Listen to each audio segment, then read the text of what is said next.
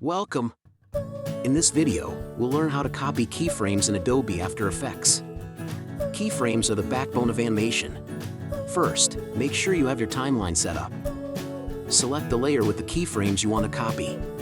Hold down Command on Mac or Control on Windows and click on the keyframes you wish to copy.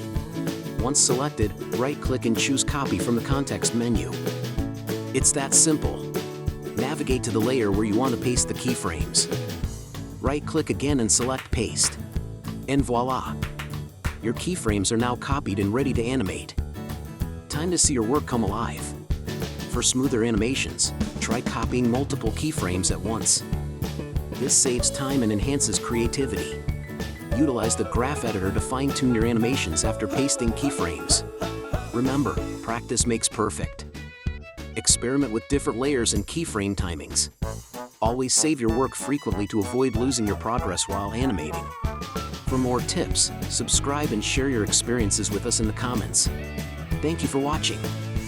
Happy animating in Adobe After Effects.